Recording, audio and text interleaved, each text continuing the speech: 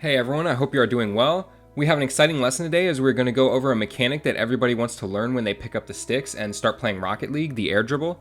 And more specifically, we're going to talk about how it applies to our season focus of solo queue by learning to identify when there is aerial space and taking advantage of it through our newly learned solo play mechanic. Also guys, quick note before we jump in, if you haven't, you should go ahead and watch my video Solo Queue Ball Movement, as utilizing the air dribble is a solo play decision and we talk about how to know whether to pass to a teammate or solo play, which is really important stuff. Alright, let's jump in. For this lesson's warm-up, we will be in a mechanical training pack that I use for my warm-ups personally. There's a lot of shots in this pack and a lot of different mechanics required, so this works great as a warm-up because it mechanically challenges us right from the get-go. Go ahead and try to score as many shots as you can in about 5 to 10 minutes.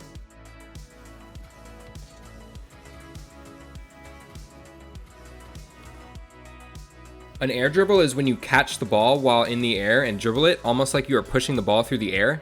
This mechanic is incredibly useful not just for scoring, but also for solo playing it around defenders, making the situation awkward for the defense, and in general, it's just very good for keeping possession of the ball.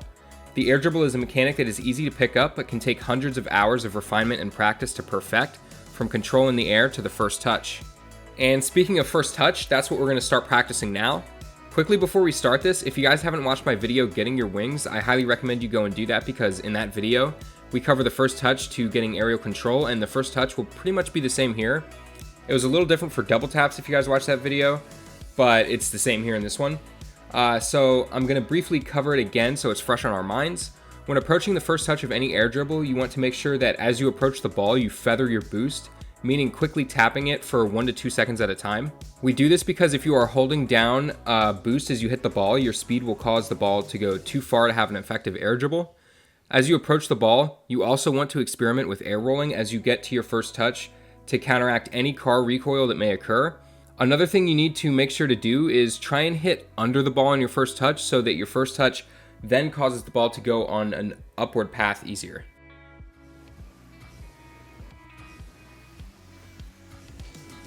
Lastly, we are going to work on controlling the ball following our first touch.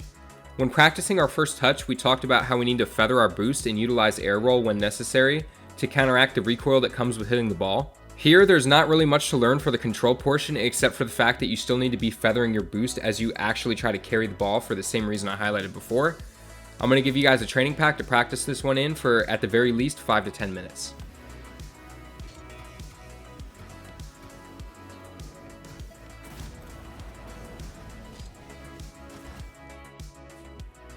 Alright guys, now we're going to take a look at an example from one of my replays of me using an air dribble in game. So the first thing we're going to talk about here is we can see this is a 2v2 game right here, and we can see that both players are not defending net, and I can just air dribble this. I could just shoot it, but we're not going to do that, right? We need style points. So we're going to air dribble this. Alright, so one thing you guys kept in mind when you were working on your first touch was making sure to hit under the underside of the ball so it goes on an upward path. And you can see that's what I do right here. It makes it really easy for me to do anything following this. And you can also see me utilizing air roll to counteract the recoil that happens when I hit the ball.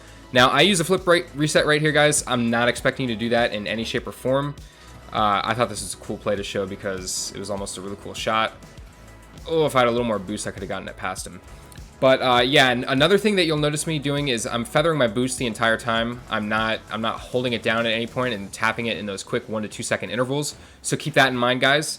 And the last thing I want you guys to do is I want you to go play a ranked 3s or 2s game and practice air dribbling with the information presented. So like if you see an opportunity in game, like one right here where there's aerial space, the defenders aren't directly occupying it, go ahead and try it and keep in mind the first touch process and feathering your boost. Alright everyone, that's going to do it for this video. This one is a really good one to come back and rewatch, especially the replay review section, because it's really important to be able to identify quickly that there is space for a solo play air dribble and that it's one of the best available options in any given play. But that's all for today. I'll see you all in the next one.